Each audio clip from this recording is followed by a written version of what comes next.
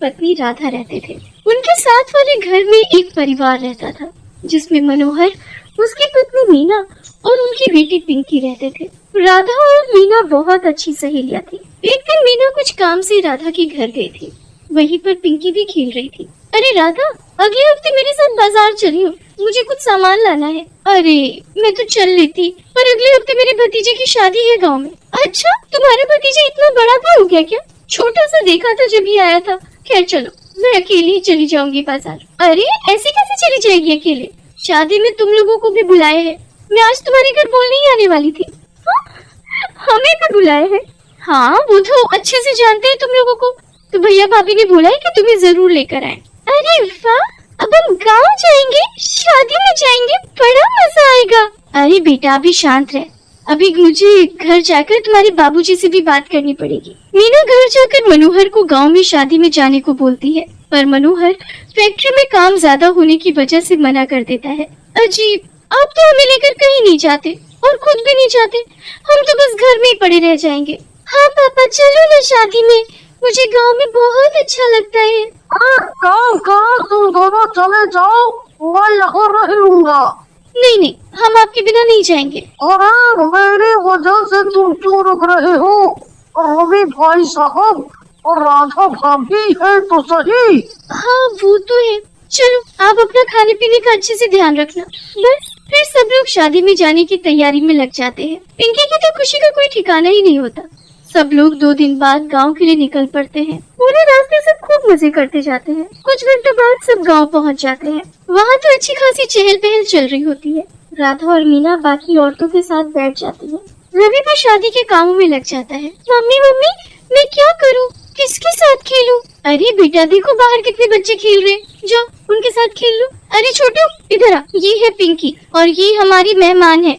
तो जा इसको अपने सारे दोस्तों से मिलवा और सब साथ में खेलो। ठीक है बुआ जी। छोटू पिंकी को अपने साथ ले जाता है और बाहर सारे दोस्तों से मिलवाता है। चलो पिंकी, तुम्हें मैं अपने बगीचे में लेकर चलता हूँ। मेरे बाबूजी के वहाँ बहुत बड़े बड़े खेत और बगीचे हैं, तुम्हें वहाँ बहुत मजा आएगा। हाँ हाँ क्यों नहीं, जल्दी चलो। छोटू पिंकी को पहले पूरा गांव घुमाता है और फिर उसको अपना बगीचा दिखाने ले जाता है। उस बगीचे में एक बहुत बड़ा आम का पेड़ होता है जिस पर बहुत बड़े बड़े आम लग रहे होते हैं। अरे छोटू वो देखो ना, कितने बड़े बड़े आम, इनको देखकर तो मेरे मुंह में पानी ही आ गया। मुझे ये खाने हैं। खाने तो मुझे भी है, पर हम बहुत छोटे हैं, इसलिए हम इनको तोड़ नहीं पाएंगे। एक काम करते हैं, हम वहाँ से कुछ पत्थर लेकर आते हैं और उनसे इन आमों को तोड़ने की कोशिश करते हैं। हाँ, ये तो अच्छा तरीका है। दोनों बच्चे मोटे मोटे पत्थर इकट्ठे करके ले आते हैं। उसके बाद वो एक एक करके उन्हें आम के ऊपर मार कर आम तोड़ने की कोशिश करते हैं। वो बच्चे इस बात से बिल्कुल अनजान होते हैं कि उस आम के पेड़ पर एक भूत रहता है। वो भूत उस वक्त पेड़ पर आराम से सो रहा होता है, पर जब अचानक एक पत्थर उसके मुंह पर आकर लगता है तो वो गुस्से से तिलमिलाकर उठ जाता है। इसने मुझे मारा, इसकी इतनी हिम्मत हो गई जो मुझे मार सके। लगता है आज किसी की मौत आई है। भूत गुस्से में इधर उधर देखने लगता है कि उसे आखिर किसने पत्थर मारा, और तभी उसकी नजर पिंकी पर जाती है। पिंकी के हाथ में मोटे मोटे पत्थर होते हैं जिनसे वो आम तोड़ने की कोशिश कर रही होती है। भूत का सारा गुस्सा पिंकी को देखकर खत्म हो जाता है। अच्छा, तो इस बच्ची ने मुझे पत्थर मारा है। कैसे आम तोड़ने की कोशिश कर रही है। एक काम करता हूँ, मैं ही इस बच्ची की मदद कर देता हूँ।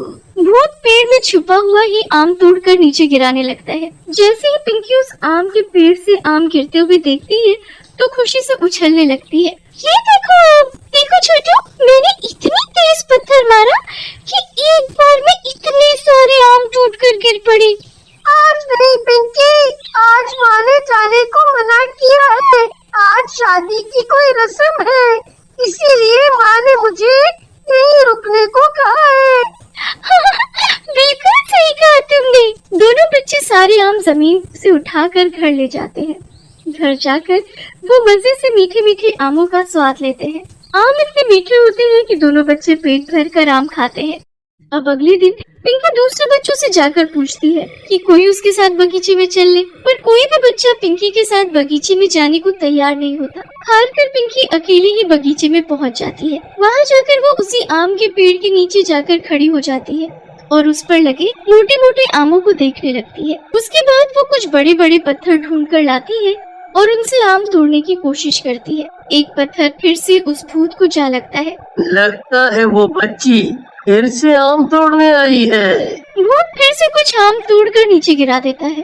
पिंकी को लगता है कि उसने आम के पेड़ से आम तोड़े हैं।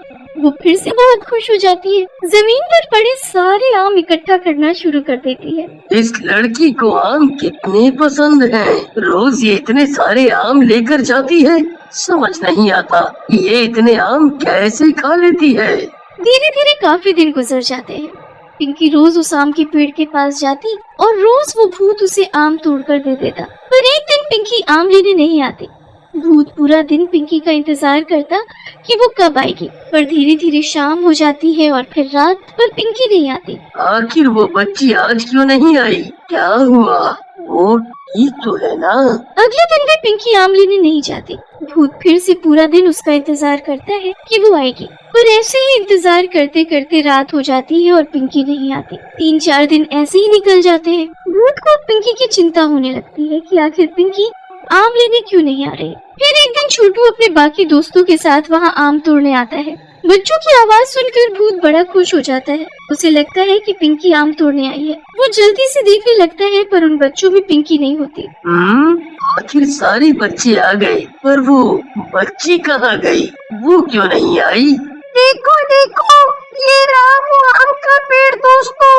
यहीं से पिंकी रोज आम तोड़ती थी। मैं तो कभी एक आम नहीं तोड़ पाया, पर पिंकी तो एक बार में ही इतने सारे आम तोड़ लेती थी। कोई नहीं, जो हुआ पिंकी नहीं है तो क्या हम आम नहीं तोड़ पाएंगे? मैं तुम्हें अभी आम तोड़ कर दिखाता हूँ। राहुल पत्थर मारकर आम तोड़ने की कोशिश करता है, पर उससे एक भी आम नहीं टूट पाता। उसके बाद बाकी के बच्चे भी आम तोड़ने की बहुत कोशिश करते हैं, पर किसी से भी एक भी आम नहीं टूट पाता। पेड़ पर बैठा भूत ये सब देख रहा होता है और उसे उन बच्चों पर बहुत गुस्सा आ रहा होता है। दोस्तों, ये आम तोड़ना हमारे बस की बात नहीं है। अगर पिंकी होती तो वो ही लेकर सकती थी, पर वो तो वापस शहर अपने घर चली गई।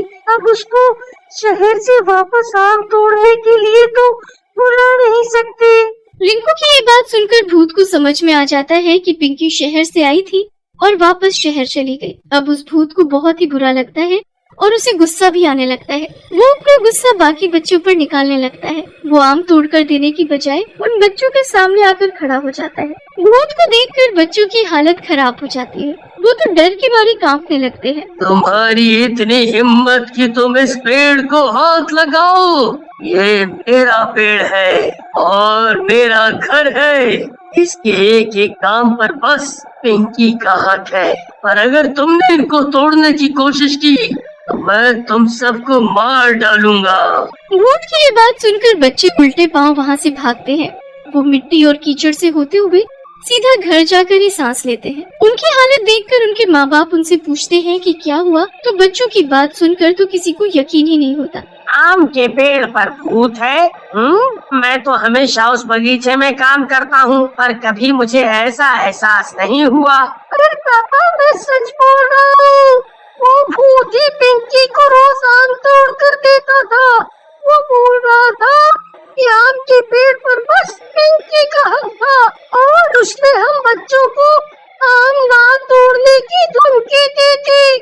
अगर हम वहाँ गए तो वो हमें मार डालेगा। ये बात जैसे ही सब बच्चों के माँ बाप को पता चलती है तो उन्हें अपने बच्चों की चिंता होने लगती है। वो सब मिलकर पंडित जी के पास जाते हैं। पंडित जी उन्हें एक लंबा सा धागा पढ़कर देते हैं और उस धागे को आम की चारों ओर 7 बार घुमाकर बांधने को बोलते हैं। वो उस धागे को लेते हैं और आम के चारों ओर 7 बार घुमाकर बांध देते हैं। उस धागे के साथ वो भूत भी उस पेड़ से बंध जाता है और कभी नीचे नहीं उतर पाता।